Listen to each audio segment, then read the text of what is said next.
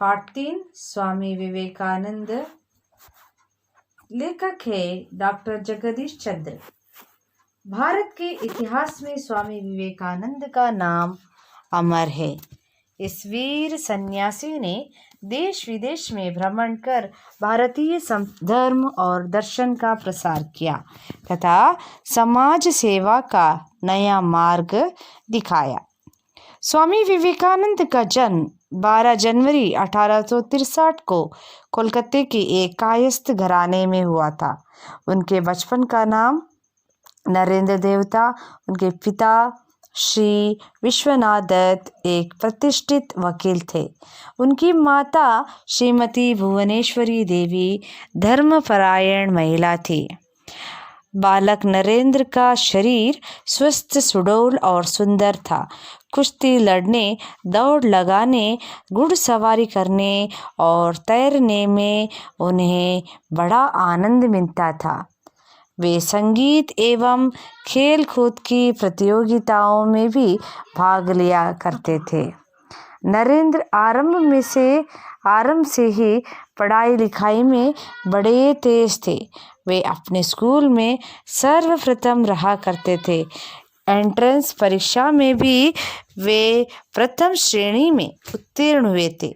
BA की परीक्षा पास करने के बाद उन्होंने कानून का अध्ययन आरंभ किया। इसी बीच में उनके पिता का देहांत हो गया। अध्ययन काल में उनकी रुचि व्याख्यान देने यानी भाषण देने और विचारों के आदान प्रदान करने में थी। उसी कारण उन्होंने अपने कॉलेज में एक व्याख्यान समिति बनाई थी और कई प्रतियोगिताओं का आयोजन भी किया गया था। पाश्चात्य विज्ञान तथा दर्शन का भी उन्होंने अध्ययन किया था। किशोर अवस्था से ही नरेंद्र दार्शनिक एवं धार्मिक विचारों में तल्लीन रहते थे। दार्शनिक मतलब है फिलोसफी। एक दिन नरेंद्र रामकृष्ण परमहंस के पास पहुंचे और अपनी जिज्ञासा उन्हें कह सुनाई। रामकृष्ण परमहंस ने नरेंद्र को अपना शिष्य स्वीकार किया। स्वामी विवेकानंद स्वामी परमहंस के जीवन दर्शन से विवेकानंद इतने प्रभावित हुए थे कि उन्होंने अपने गुरु के संदेश का प्रसार करना चाहा।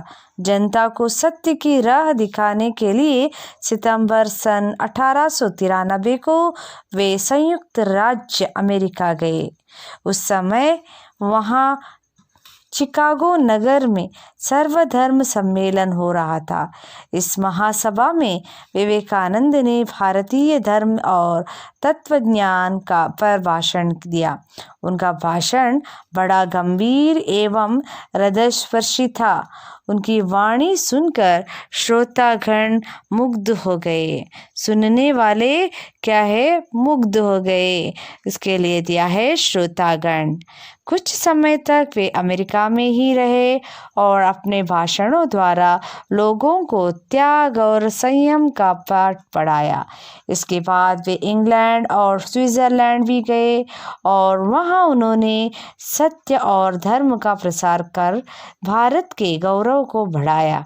उनके विदेशी स्वामी जी के शिष्य बन गए थे।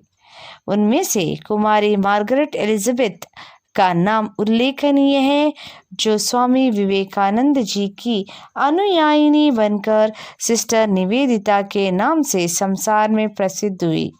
स्वामी विवेकानंद ने भारत में भी भ्रमण करके भारतीय संस्कृति और सभ्यता का सदुपदेश दिया। उन्होंने अंधविश्वासियों तथा रूढ़ियों को हटाकर धर्म का वास्तविक मर्म समझाया।